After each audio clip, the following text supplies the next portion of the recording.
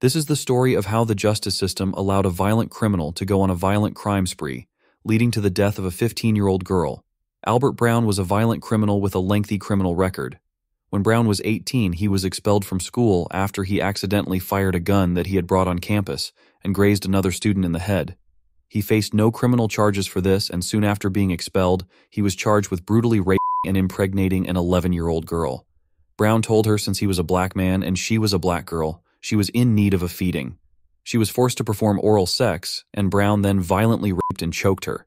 He pleaded guilty and was sentenced to 2 years of probation.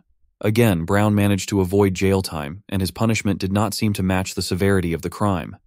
A year later, Brown broke into a home in Riverside and hid in a closet until all of the residents had left. When a 14-year-old girl returned from a paper route to go to school, he choked her unconscious and brutally raped her in her mother's room. Brown was apprehended by authorities and was sentenced to state prison. He was incarcerated for only 2 years. It seemed inevitable that Brown would re-offend as he had done so many times before. In 1980, just 4 months after he was released from prison, he ambushed and grabbed 15-year-old Susan Jordan while she was walking to her high school. Jordan had just finished escorting her younger siblings to their elementary school when Brown dragged her into a nearby bush where he raped her and strangled her to death with her own shoelaces. He then dumped the body on a street corner and ran off with her school books and ID cards.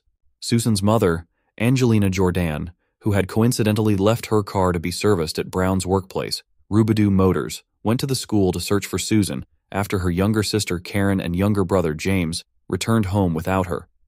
After finding the family's number in a phone book, Brown called Angelina from a payphone at around 7:30 p.m. to tell her where he left her daughter's body.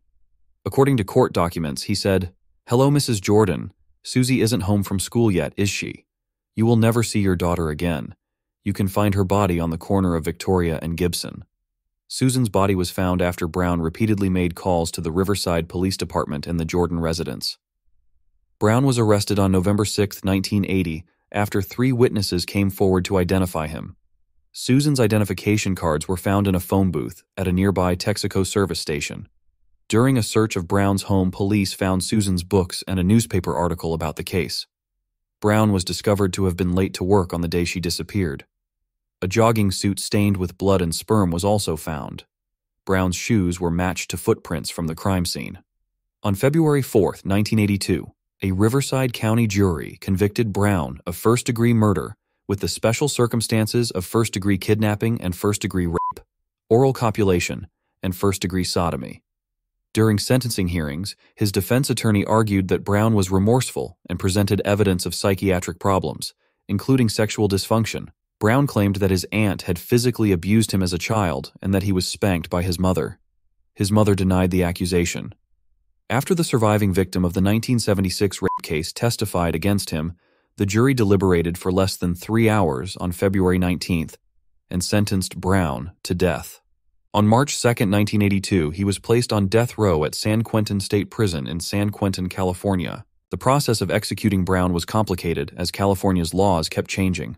A statewide injunction against capital punishment had been put in place, but in 2010 that was lifted, and Brown was the first inmate scheduled to be executed in a newly built facility at San Quentin State Prison. However, a last-minute appeal halted the execution, and Brown remained on death row, where he still remains to this day, 43 years after his arrest.